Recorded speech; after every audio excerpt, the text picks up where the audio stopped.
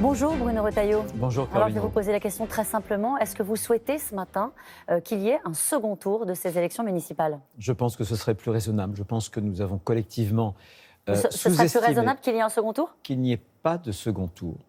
Parce que je pense que nous avons collectivement vraiment mésestimé les effets, la gravité de cette épidémie, que les choses vont monter, qu'on va se prendre une vague cette semaine, la semaine prochaine.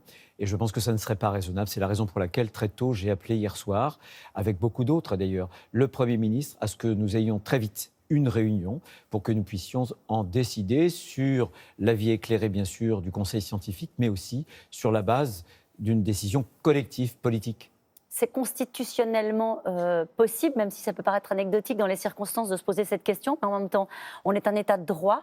Ceux qui ont été élus au premier tour, on peut leur dire on annule les élections? Non, d'abord, la Constitution ne donne pas de normes, si j'ose dire, entre un premier tour et un deuxième tour. Il y a un article 56 du Code électoral qui dit, voilà, quand vous faites le premier tour pour les municipales, il faut que le dimanche ensuite suivant, vous fassiez le second tour. Moi, je pense que la bonne solution, c'est qu'il faut acter. Il y aura dans 55% peut-être des communes, peut-être 60% des communes de France où le conseil municipal a été élu complètement hier. Donc, ces résultats du premier tour, il faut les conserver. Il faut désormais qu'ils soient considérés comme définitif. Ensuite, la question du second tour, je le disais, ça n'est pas raisonnable vraisemblablement de le tenir dimanche prochain.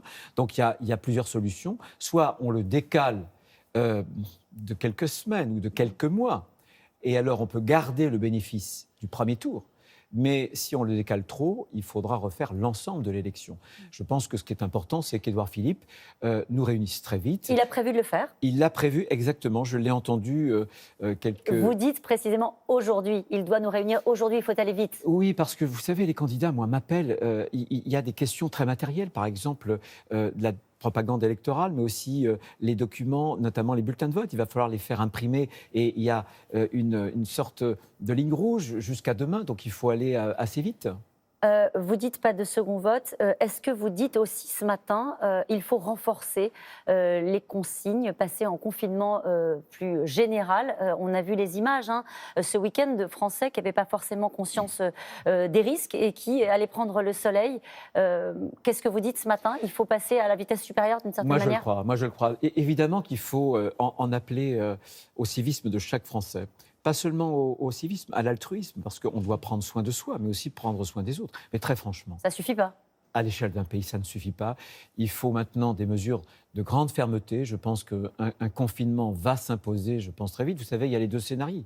Il y a un scénario où on dit finalement le virus va s'arrêter parce qu'il y aura une très grande partie de la population française qui aura été contaminée. Ça veut dire des dizaines et des dizaines de milliers de morts. C'est le Donc, scénario à l'anglaise. c'est un scénario que je ne souhaite pas pour mon pays. Il y a un autre scénario, c'est qu'on essaie de mettre des frontières, des barrières. Voilà.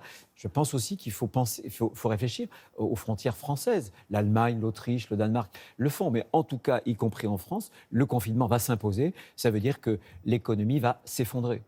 Alors on va parler de l'économie, mais c'est important ce que vous dites. On en vient à la fermeture des frontières.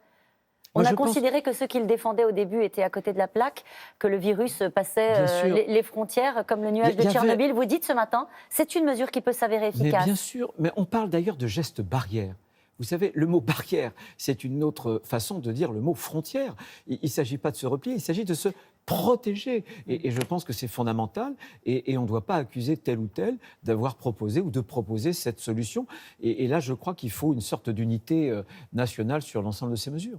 On a entendu tout à l'heure Thierry Breton. Est-ce que l'Europe est à la hauteur dans ces circonstances? Non, pour l'instant, très franchement, elle était très timide.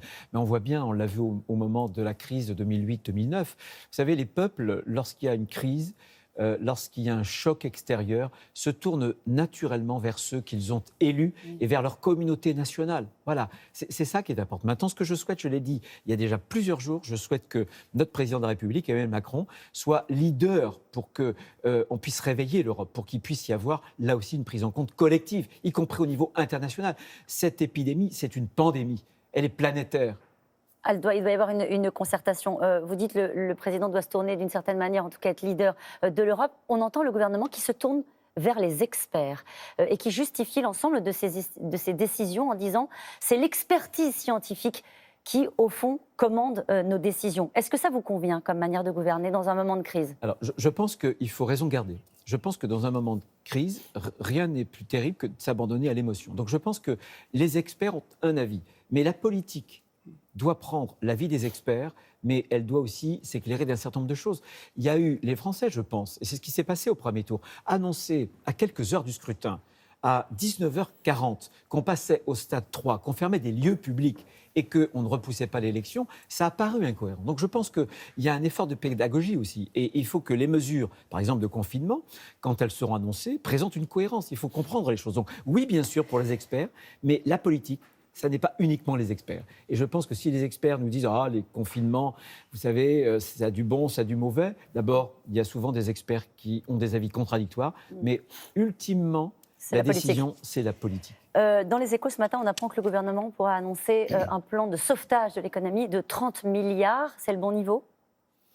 C'est sans doute un bon niveau, mais c'est le fameux quoi qu'il en coûte. Et je crois qu'on en est là parce que ce qu'il faut que nos compatriotes comprennent bien, c'est que cette crise, elle est vraisemblablement transitoire. Mais si aujourd'hui, on a des entreprises qui sont saines, mais qui conjoncturellement pourraient faire faillite, alors on ne pourra pas avoir notre capacité de rebond de demain. Il ne faut pas qu'une crise de croissance transitoire se transforme en une crise définitive. Voilà. Et pour ça, il faut garder notre tissu économique. Et vous savez, il y a des gens qui sont dans une profonde désespérance. Je pense à des restaurateurs, des travailleurs indépendants, des entreprises qui voient s'effondrer leur chiffre d'affaires. Donc, il faut plus d'impôts pour elles. Donc, il faut un fonds de soutien, bien sûr. Je l'ai proposé. J'avais proposé. La semaine dernière, je trouvais que le gouvernement tardait à réagir. Un bouclier anti-crise. Je pense qu'on y est.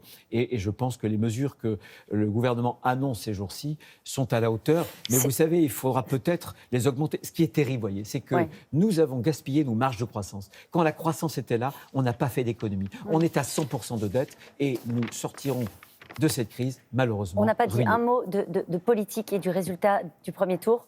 C'est totalement effacé. Les Républicains sont satisfaits de ce premier tour. Est-ce qu'on peut tirer des leçons ou est-ce que c'est indécent ? On ne peut pas en tirer. Je pense qu'au niveau des Républicains, parce que vous savez que 2014, c'était le record absolu de la Ve République pour les Républicains. Et je pense qu'on va garder à peu près cet étiage-là. Donc c'est plutôt favorable. Mais il faut saluer les maires sortants. Vous savez, ce sont souvent, comme on dit, des bonnes à tout faire de la République. J'aurais aussi un mot pour tout le personnel soignant. Vous savez, dans les prochains jours, il va être mis à très rude épreuve et il faut que les Français y pensent. Il faut que les mesures barrières, il faut y réfléchir aussi pour ce personnel médical, pour les préserver au maximum.